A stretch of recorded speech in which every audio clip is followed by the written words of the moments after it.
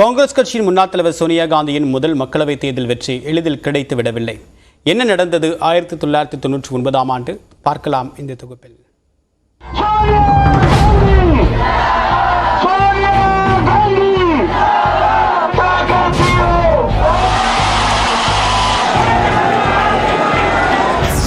ஆயிரத்து 1996ஆம் ஆண்டு மக்களவைத் தேர்தலில் ஆட்சியை இழந்த காங்கிரஸ் தொடர்ந்து நடைபெற்ற சில மாநில சட்டப்பேரவை தேர்தல்களிலும் தோல்வியை சந்தித்தது.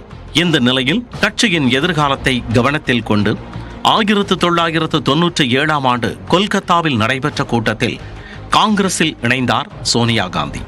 அடுத்த ஆண்டே கட்சியின் தலைவராகவும் பொறுப்பேற்றார். இந்த நிலையில் நம்பிக்கையில்லா தீர்மானம் மீதான வாக்கெடுப்பில் ஒரு வாக்கு வித்தியாசத்தில் வாஜ்பாய் அரசு கவிழ 1999ஆம் ஆண்டு மீண்டும் மக்களவைத் தேர்தல் நடைபெற்றது. காங்கிரஸ் தலைவராக பொறுப்பேற்ற சோனியா காந்தி எந்த தொகுதியில் போட்டியிடுவார் என பெரும் எதிர்பார்ப்பு நிலவியது. அவரை எப்படியும் தோற்கடித்துவிட வேண்டும் என பாஜக தீவிரம் காட்டிய நிலையில் சோனியா போட்டியிடும் தொகுதி குறித்த சஸ்பென்ஸ் எகிரியது. ஆகஸ்ட் 17ஆம் தேதி சோனியா காந்தி ஹைதராபாத் சென்ற நிலையில் அவர் கடப்பா தொகுதியில் போட்டியிடுவார் என கூறப்பட்டது.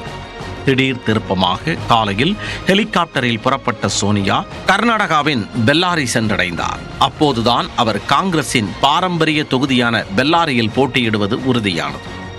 1952ஆம் ஆண்டு தேர்தல் முதல் அங்கு காங்கிரஸ் வெற்றி பெற்றிருந்தது. சேஃபான தொகுதியை சோனியா தேர்ந்தெடுத்த தகவல் உறுதியான நிலையில் பாஜக தலைவர்களுக்கிடையே போன்கள் பறந்தன.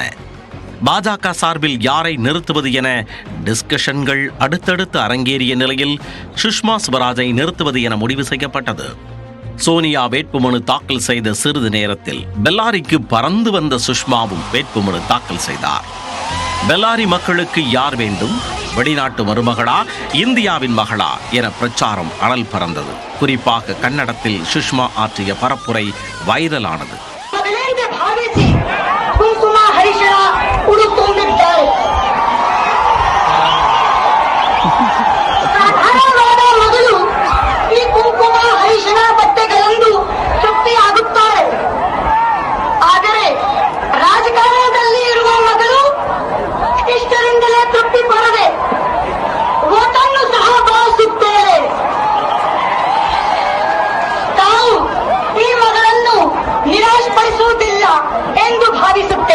விறுவிறுப்பாக நடைபெற்ற போட்டியில் சோனியா 56,000 வாக்குகள் வித்தியாசத்தில் வெற்றி பெற்றார்.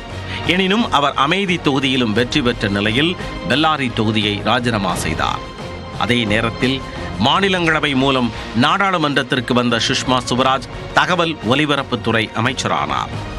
சோனியா சுஷ்மா ஸ்வராஜ் மோதல் அதோடு நிற்கவில்லை. 2004இல் காங்கிரஸ் மீண்டும் ஆட்சியை கைப்பற்றிய நிலையில் சோனியா பிரதமராவார் என கூறப்பட்டது. இதற்கு எதிர்ப்பு தெரிவித்த சுஷ்மா ஸ்வராஜ் சோனியா பிரதமரானால் மொட்டையடித்துக் கொள்வதாக கூறி பரபரப்பை ஏற்படுத்தினார். எனினும் மன்மோகன் சிங் பிரதமராக பதவியேற்க சுஷ்மா சோனியா மோதல் முடிவுக்கு வந்தது. நியூஸ் 18 தமிழ்நாடு தொலைக்காட்சி செய்திகளுக்காக பெர்லின் மோசஸ்.